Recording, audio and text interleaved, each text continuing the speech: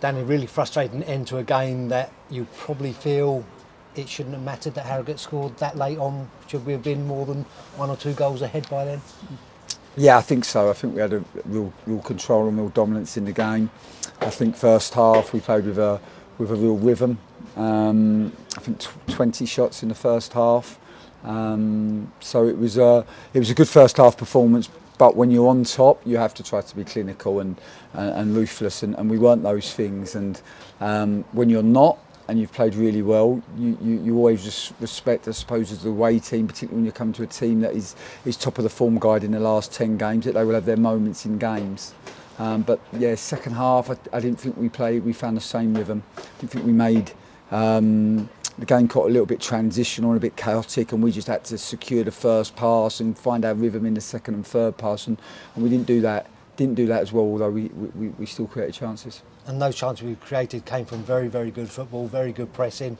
You talked about Cameron McGeehan coming back into the side and helping that, and he alongside Tom Hopper were the start of everything that we tried to do against the ball and with the ball. Yeah, I think so, Dave. I think there was a lot to like in our performance. Obviously, when you concede as late as we did, it stings and it's painful. And particularly when you have so much dominance and control in the game, you don't expect to lose that game. Ultimately, we did. I think credit to our opponent. I think that they're a team that have a real resilience, a real durability. And it was tough for them, and they really suffered in the first half, but they stayed in there. And I look at our team, and I look at that second half performance, and I think it's fair to say in the first 5 games that we've been involved in, we haven't played for 90 minutes in any of those games, and that is what we have to try to work towards. Too many of our players fall out of the game, and this was frustrating because we were in such ascendancy. We had such a good place in the game, and I think part of me thinks, you know, we've come here to the informed team in a division and dominated the game. So that part of that gives me confidence going forward. But my concern is that we're not playing for 90 minutes, and my concern is that we're falling. We have players that fall out of the game, and this is something that we need to eradicate. And do you think that's a case of, you know, maybe the intensity that we play the game at means physically that they need to kind of get up to speed a bit? Is there a mental edge to it as the game comes towards that last 10 minutes as well? We just first half we played exactly how we wanted to. I thought we totally dominated the game in their half.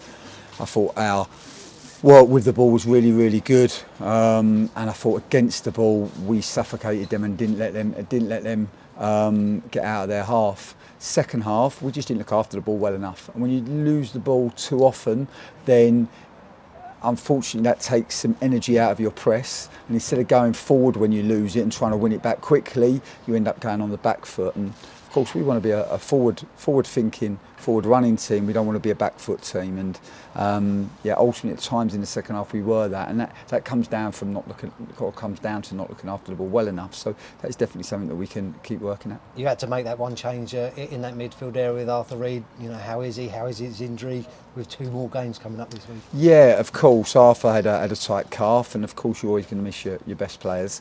But I thought Noah came in there and did really, really well.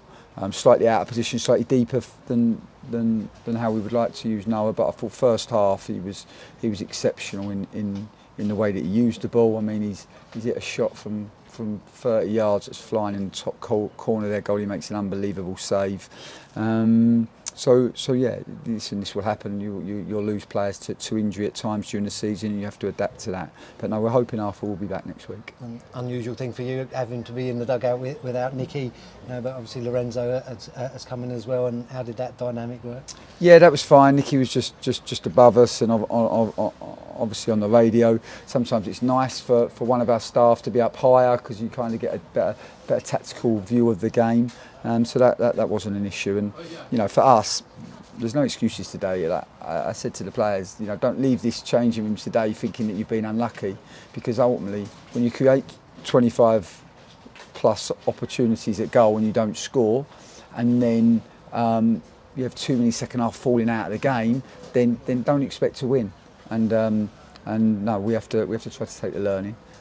Ultimately, defeat never defines you. It's always in your response, and we have the opportunity with 2 home games this week to respond in a really positive way.